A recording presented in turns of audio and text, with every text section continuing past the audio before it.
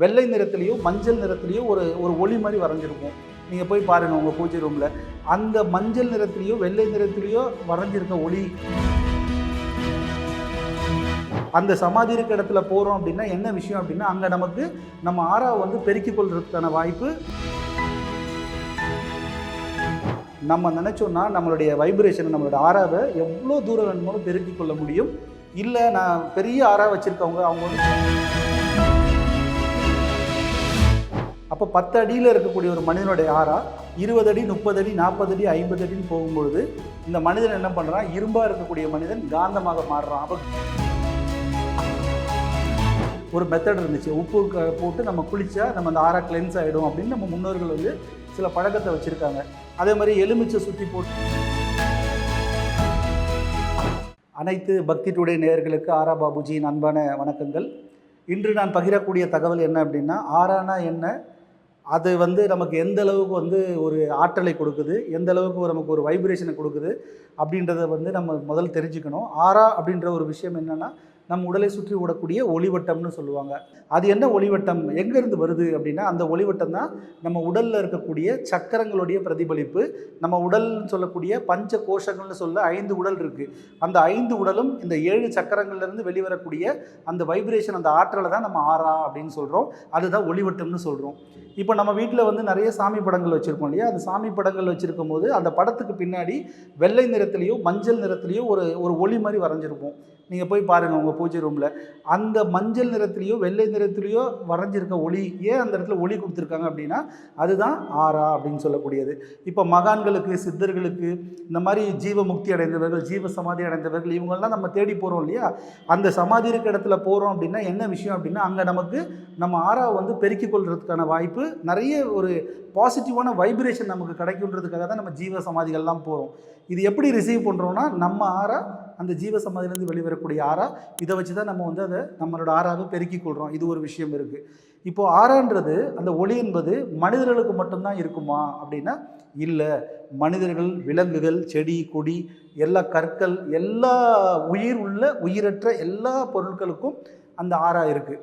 ஆனால் அந்த நான் லிவிங் திங்ஸ்ன்னு சொல்லக்கூடிய அந்த உயிரற்ற பொருட்களுக்கு என்னென்னா, ஓரளவுக்கு, அதாவது ஒரு 2 சென்டிமீட்டர் 3 சென்டிமீட்டர் 5 சென்டிமீட்டர் அந்த அளவில் தான் அதோட ஆராவை வந்து நம்ம உணர முடியும். இதே வந்து இப்போ விலங்குகள் இருக்குது அப்படின்னா 1 அடி 2 அடி, செடி மரங்கள்லாம் இருக்குது, அதுக்கெல்லாம் பார்த்திங்கன்னா 1 அடி 2 அடி 3 அடி அப்படின்னு சொல்லக்கூடிய அந்த அளவுக்கு வந்து அதோட வைப்ரேஷன் இருக்கும். அதுதான் ஆரான்னு சொல்லுவோம். அதை எலக்ட்ரோ மேக்னெட்டிக் வேவ்ஸ், மின்காந்த அலைகள்னு சொல்லலாம், இல்லை வந்து பயோ எனர்ஜி, பயோ பிளாஸ்மா அப்படின்னு சொல்லலாம். ஆனால் மனிதர்களுக்கு மட்டும் என்ன ஒரு ஸ்பெஷல் அப்படின்னா, நம்ம நினச்சோன்னா நம்மளுடைய வைப்ரேஷனை, நம்மளோட ஆராவை எவ்வளோ தூரம் வேணுமோ பெருக்கிக் கொள்ள முடியும். இல்லை நான் பெரிய ஆரா வச்சுருக்கவங்க அவங்க வந்து சின்னதாக கூட சுருக்கிக் கொள்ள முடியும். இது என்னென்னா, நம்மளுடைய உடலில் இருக்கக்கூடிய சக்தி குறைபாடு, உடலில் ஏதாவது உறுப்புகளில் சக்தி குறைபாடு இருந்துச்சுன்னா ஆரா குறையிறதுக்கான வாய்ப்புகள் இருக்குது. இல்லை உடல் ஆரோக்கியமாக இருக்குது ஆனால் மனதில் வந்து நிறைய பிரச்சனைகள், நிறைய வந்து ஒரு சஞ்சலங்கள், நிறைய ஆசிலேஷன், குழப்பங்கள், இதெல்லாம் இருக்கும்போது என்ன ஆகும்னா ஆரா வந்து குறைய ஆரம்பிக்கும். அப்போது மனிதனால் மட்டும்தான் ஆராவை எவ்வளோ பெருக்க முடியுமோ பெருக்கிக்கலாம். இப்போ சாதாரண ஒரு மனிதனாக இருக்கிறான் அப்படின்னா ஒரு 8லேருந்து ஒரு 12 அடி வரைக்கும் அவனோட ஆரா இருக்கிறதுக்கான வாய்ப்புகள் நிறைய இருக்குது. இதே வந்து கொஞ்சம் நல்லா டெப்த்தாக சில விஷயங்கள் வந்து அவனுடைய பாசிட்டிவ், அவனுடைய திங்கிங்கு, அவனுடைய தாட்ஸு, அவனுடைய செயல், இதெல்லாம் பயங்கர தீவிரமாக ரொம்ப பாசிட்டிவாக இருக்கும்போது என்ன ஆகும் அப்படின்னா, உடல் ஆரோக்கியம் எல்லாமே இருக்கும்போது அவனோட ஆரா வந்து இன்க்ரீஸ் ஆக ஆரம்பிச்சிடும். அப்போ 10 அடியில் இருக்கக்கூடிய ஒரு மனிதனுடைய ஆரா 20 அடி 30 அடி 40 அடி 50 அடின்னு போகும்பொழுது இந்த மனிதன் என்ன பண்ணுறான், இரும்பாக இருக்கக்கூடிய மனிதன் காந்தமாக மாறுறான். அப்போ காந்தமாக மேக்னெட்டாக மாறும்போது தான் எல்லோரும் வந்து அவங்ககிட்ட வந்து அட்ராக்ட் பண்ண ஆரம்பிச்சிருவாங்க, ஒட்ட ஆரம்பிச்சிருவாங்க. இப்போ ஒரு சில நபர்களை பார்ப்போம்ப்பா, இவங்களை எங்கே போனாலும் இவங்களை சுற்றி ஒரு கூட்டம் உருவாகுது, இவங்களை எல்லாரையுமே இவங்க ஒரு மேக்னெட் மாதிரி இழுக்கிறாங்க, ஒரு வசீகரம் இருக்குது அப்படின்லாம் சொல்லுவாங்க இல்லையா. அது வசீகரம் அப்படின்றது நீங்கள் அப்படி பேசாமல் நம்ம என்ன பண்ணலாம், ஆரா ரிலேட்டட்னு சொல்கிறோம். ஸோ அப்போ அந்த மாதிரி தன்மை இருக்கக்கூடிய மனிதர்களுக்கு நிறைய பீப்புள் வந்து அட்ராக்ட் ஆகிறதுக்கான நிறைய வாய்ப்புகள் இருக்குது அப்படின்றது தான் இந்த ஆராவோட மிக முக்கியமான விஷயம். இப்போ வந்து நம்ம நிறைய பேரோட பழகுறோம், நிறைய பொருள் நம்ம வச்சுக்கிறோம். அப்போ நமக்கு வந்து இந்த பர்சன் கூட பழகுனா நமக்கு ஒரு நல்ல வைப்ரேஷன் இருக்குது, இந்த பர்சன் கூட பழகுனா நமக்கு நெகட்டிவ் நடக்குது அப்படின்ற விஷயம் என்னென்னா ராசின்னு நம்ம சொல்லுவோம். இது எனக்கு ரொம்ப ராசியானது, இது எனக்கு ரொம்ப ராசியானதுன்னு சொல்லுவோம். அந்த ராசின்ற வார்த்தையை ஏன் நம்ம சொல்கிறோம் அப்படின்னா, நம்ம ஆராவோட யாரோட ஆரா ஒத்து போகுதோ அவங்கெல்லாம் நமக்கு ராசியான ஆட்கள். நம்ம ஆராவோட எந்த செடி, எந்த மரங்களுடைய ஆரா ஒத்து போகுதோ அதெல்லாம் நம்ம போய் நின்னா, நம்ம பேசுனா, நம்ம வந்து அதுக்கிட்ட ஏதாவது பேசினா, இல்லை நம்ம தண்ணீர் நம்ம விட்டுறோம் அப்படின்னா அந்த செடி வந்து வாதி வணங்கின செடி கூட வந்து பூத்து குலுங்க ஆரம்பிக்கக்கூடிய அந்த வைப்ரேஷன் வந்து மனிதனுடைய ஆறாவுக்கு இருக்குது. அப்போது செடி கொடி ஆறாவாக இருந்தாலும், விலங்குகளோட ஆறாவாக இருந்தாலும், இல்லை பிற மனிதர்களுடைய ஆறாவாக இருந்தாலும், நம்ம ஆறாவும் அந்த ஆறாவும் மேட்ச் ஆச்சுன்னா அது பாசிட்டிவ், மேட்ச் ஆகலைன்னா அது நெகட்டிவ். அது நம்ம என்னென்னா பழகி பார்க்கலாம், இல்லை வந்து நம்ம முயற்சி பண்ணி பார்க்கும்போது தெரியும்.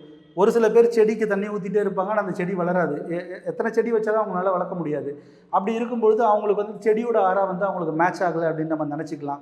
சில பேர் வந்து போயிட்டு 2 நாள் அது கூட பேசுவாங்க, இல்லை 2 நாள் அது கூட தொடுவாங்க. அந்த மாதிரி ஏதாவது ஆக்டிவிட்டீஸ் பண்ணும்போது ரொம்ப அழகாக பூத்து குலுங்கக்கூடிய அந்த விஷயங்கள்லாம் நம்ம பார்ப்போம். அப்போது இவருக்கு மட்டும் எப்படி அது ராசியா அப்படின்னு நினைப்போம். அது ராசி கிடையாது, எல்லாமே ஆறா ரிலேட்டடான ஒரு விஷயம்.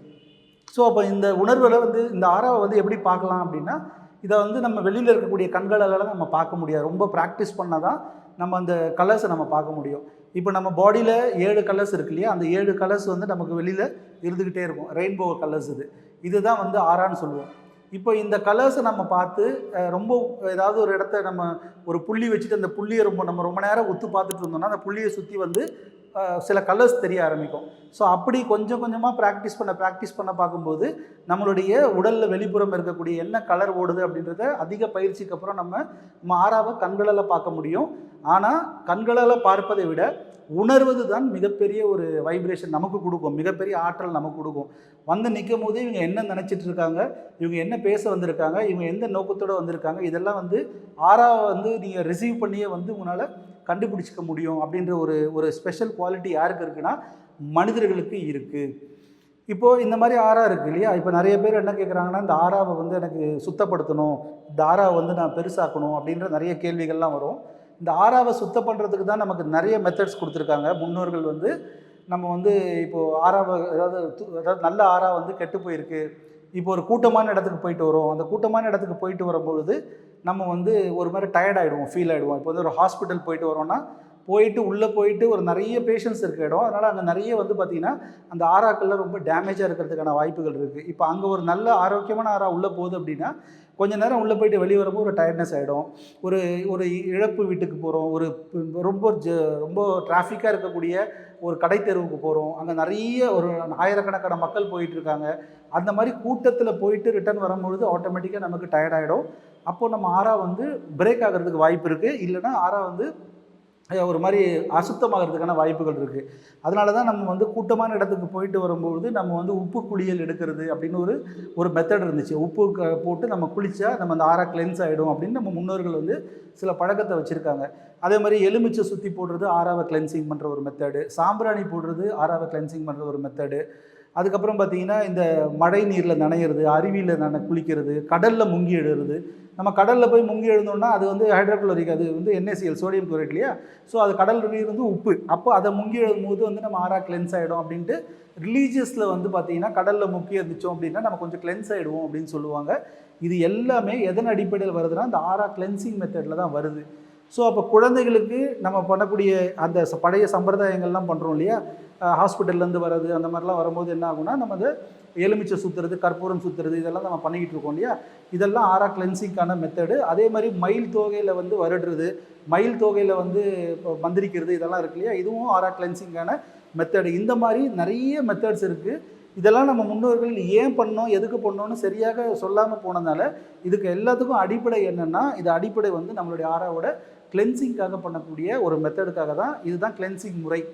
இதே நீங்கள் வந்து நல்லா உங்கள் ஆறாவை நல்லா எக்ஸ்டெண்ட் பண்ணணும் அப்படின்னா அப்போ நம்ம பாசிட்டிவான ஆறா இருக்கவங்க, பாசிட்டிவான வைப்ரேஷன் இருக்கவங்க, நல்ல ஒரு சித்தர்கள், நல்ல குரு வழிகாட்டி இவங்களெல்லாம் நம்ம ஃபாலோவராக பண்ணும்போது அவங்க கூடலாம் நம்ம நிறைய பயணிக்கும் போது என்ன ஆகுதுன்னா நம்ம ஆறா வந்து பெருகிறதுக்கான வாய்ப்புகள் இருக்குது. ஏன்னா பாசிட்டிவ் நிறைய உள்ளே வர ஆரம்பித்த உடனே நம்ம ஆறா வந்து இன்க்ரீஸ் ஆகிறதுக்கான வாய்ப்புகள் இருக்குது. அதே மாதிரி நம்மளுடைய உடல் ஆரோக்கியம்னு சொல்லக்கூடிய அந்த பஞ்சபூத சக்திக்கு தொடர்பான எல்லா உறுப்புகளையும் நம்ம பேலன்ஸ் பண்ணி வச்சுக்கிட்டோம் அப்படின்னா நம்மளுடைய பாடியிலேருந்து எமிட் ஆகக்கூடிய ஆறா வந்து ரொம்ப ஸ்ட்ராங்காக, ரொம்ப லென்த்தாக போகிறதுக்கான வாய்ப்புகள் இருக்குது. அப்படி போகும்பொழுது என்ன ஆகும் அப்படின்னா ஈஸியாக நமக்கு ரீச் கிடைக்கும். ஸோ இதுதான் நமக்குள்ளே தேடிக்கொண்டு நமக்குள்ளே இருக்கக்கூடிய சக்தியை வெளிப்படுத்தக்கூடிய ஆற்றல் இருந்துச்சுன்னா நமக்கு இந்த மாதிரி ஆறா பெருகும். அதுக்கு பார்த்தீங்கன்னா சக்கரா ரொம்ப முக்கியம்னு நான் ஏற்கனவே சொன்னேன். இந்த சக்கரங்களுக்கு பார்த்தீங்கன்னா 7 வண்ணங்கள் இருக்குது. சக்கரங்கள் நீங்கள் எடுத்தீங்கன்னா மூலாதாரம்னா சிவப்பு நிறம், சுவாதிஷ்டானா ஆரஞ்சு, மணிப்பூரகனா மஞ்சள், அனகதனா ப்ளூ, விசுத்தானா பச்சை அப்படின்ற மாதிரி நம்ம வந்து 7 சக்கரங்களுக்கு 7 நிறங்கள் இருக்குது.